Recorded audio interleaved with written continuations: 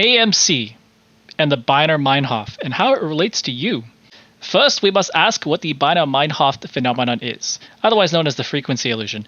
It's basically a cognitive bias to where when you experience something for the first time, you start seeing it everywhere. Even if it's not actually, that thing or person that you're seeing, you just see it everywhere. Now, I'm not a medical expert, and I don't claim to be one, and I don't really work in the medical field whatsoever. Best I can do is actually read the medical journals through first sources and everything. And so far, from what I've read, to kind of prevent this issue from happening to you, I see that it says that the steps to take is to first hit that big red subscribe button down there. Apparently, it keeps the evil hedgies away. Leaving a like may cause a temporary sense of euphoria, and commenting may or may not generate a laugh out of me. All right, so AMC and the Baader-Meinhof. How does this relate? Well, can you guys identify the point of which this all started with? I'll give you a hint. It happened a couple months ago, and one guy went before Congress to testify. He said he's not a cat. If you guys guessed GME, congrats. Now, you can say whatever you want and come to whatever conclusion you want to, but the general chant was that hedgies were bad and short selling and all that sort of stuff. It was around this point when it started hitting mainstream news and everything that I believe that the Baader-Meinhof phenomenon started to kick off into full gear for a lot of the people who don't or aren't accustomed to trading the market. And what I think that happened there was that people started seeing GME everywhere. Like, how many times have you guys seen, like, you could just go to a random board on Twitter or StockTwits and just see that, oh, look, blah, blah, blah, short squeeze this, blah, blah, blah, high short interest, blah, blah, blah. They didn't actually understand what it meant, and they didn't actually look at accurate information. And to be honest, I don't think any of them really cared. They were trying to do a whole social movement to take one to the financial markets again. After winning GME, they felt like they can recreate that scenario again. Well, I'm here to tell you you're wrong. And before your head cases start firing off, I already hear the typing, and I thank you for being able to live rent-free in your heads. Let's take a moment for a second here and break this down together for just a moment.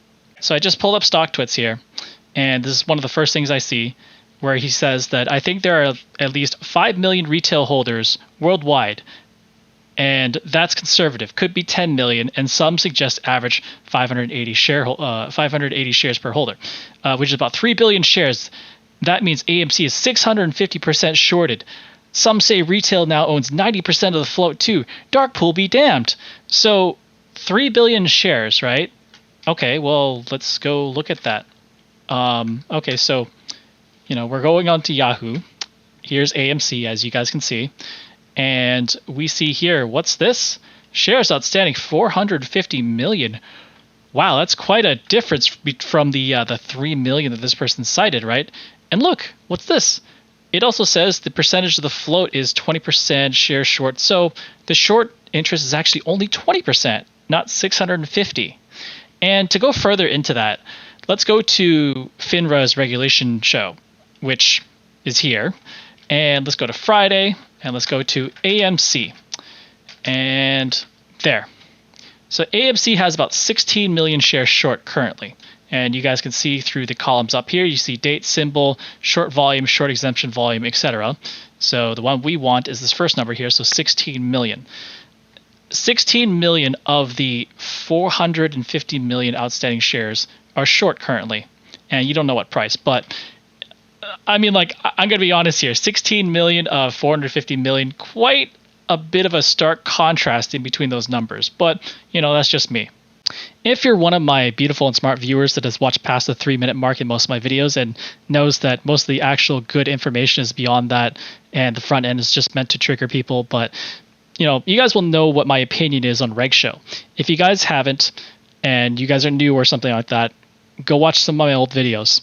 There's a lot of good information there. But for the sake of this video, I'll explain in the best TLDR fashion I can. But essentially, I don't like Regsho, mostly having to do with how they operate. And these reports that you guys see that are being disseminated out, they're reports that are 2 weeks old. Meaning that the reports that you see, let's say if it was today that it's dropping, it's at least 2 weeks old. This is where they were 2 weeks ago. 2 weeks is a long time in the trading world. With how fast information happens and with how fast some trades transact nowadays, it's a very, very long time. On top of that, I don't like the idea or fact that most of this Regsho data is based on an honor system, and they could basically kind of report it accurately or inaccurately. No one really cares for the most part, from what I can tell, what I can read. And for some people, though, that not everybody's bad in that section, right? There are some scenarios to where essentially, like, the way it's set up is that if you can reasonably expect that you're going to get those shares to be able to deliver, then you can create that short, which is how synthetic shorts kind of like get birthed. Now, if that person doesn't get those shares to basically fulfill his order and so forth, it just creates a chain effect, because that person doesn't deliver, therefore he can't fulfill his obligations to whoever he sold the derivative to, and then that person can't fulfill his contract, or he can't get out of his position, blah blah, that sort of thing, right? It just creates a jumbled mess. Now, I just stumbled across this new tool on the SEC website, which is actually really cool, but check this out. So when I was talking about failures to deliver, this is GME's failures to deliver. As you guys can see, this is their full history, but let's go zoom in on the points of where we have of interest. So right around here, we see massive failures to deliver. Again, this is back in 2019, 2020, and this is 2021. Now, I don't know exactly what time Roaring Kitty got into his thing, but I'm guessing that he probably noticed that they were consecutively constantly seeing a failure to deliver with their shares. And then when the price started going up, that's when the real pain started setting in. And this was basically the highest pain points over here at 370th January, blah, blah, and so forth, right? Well, this all came forth, and this happened after quite a significant amount of time. But I don't know if there's actually a discernible pattern here. It's up to you kind of to decide. But let's go look at this in terms of AMC. And AMC, as we can see, yes, they have some failures to deliver, but it's not as monstrous as GME's was. So this whole short squeeze narrative, I mean, I don't really know. I'm very unconvinced, especially even if there was synthetic shorts. If there was a lot of synthetic shorts on AMC, this thing here, this graph here, would be significantly higher. However, with that said, there are always weaknesses in certain tools, new tools that I've seen. And currently the one I see right now is that if you guys look at the last reported date, it's April 29th. I don't know how fast this data gets disseminated, but I mean, it really depends on your conviction. It's up to you guys to decide what you want to do. But if you guys want to sit in this for several years and then wait for some sort of like monstrous occasion to happen to where they continually fail you to deliver in a spectacular fashion, great, go ahead. But don't expect this to happen tomorrow. Don't expect this to happen next week. Don't expect this to happen at all. Like, the expectations you set on this should be realistic. So my final thoughts and opinion on this are that there are good and bad people on both sides, both the retail and the hedge fund world and stuff like that, right? But I think that people are Baader-Meinhofing way too hard on AMC, similar to what they were doing with GME. And it's gone to the point where it seems like they're basically spreading false information. And I don't know if you guys know this, but I don't take offense or really care whether you say like I'm a hedgy shill or anything like that, because again, these are not my words. These are directly from the filings. This is what the CEO is saying. And you can refute that data all you want, but like at least read the filings. This is what they have reported to the US government. It's not hard to read.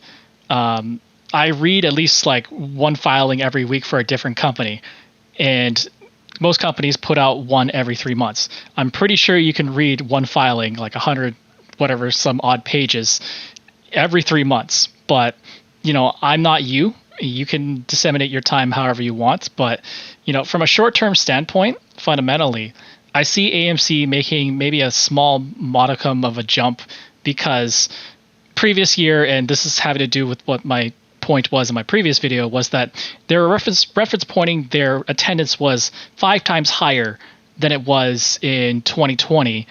And, if you guys remember what happened in 2020, most of the year AMC was shut down. It's literally like you showing up for a class and then playing hooky the next year, and then the following year you just decide to attend again. Your attendance record would skyrocket if we're only looking from when you played hooky to when you actually came back for class. Now, I don't think AMC is going to collapse overnight. If you guys watch my first AMC video, you'll see that I mentioned that only one company has a deal currently with AMC, and that's Comcast, to delay their release of their new movies on in favor of a theatrical release for 17 days. You know, I theorize that with the amount of new blockbusters coming out, sure, yeah, AMC will have possibly a spike in their favor, but over time, I think, you know, the premium video on demands, the HBO Maxes, the Netflix and stuff like that, they're going to overtake it, and AMC is just going to be left in the dust, and AMC is probably going to become irrelevant, and then probably, I want to say, it might happen faster, it might happen longer, but I want to say probably about 1 to 2 generations. Yeah, I can't really convince you to do anything. You guys are probably, hopefully, a functioning adult and can read these filings yourselves. But, you know, just remember, just because you're a day trader doesn't mean you have to trade every single day.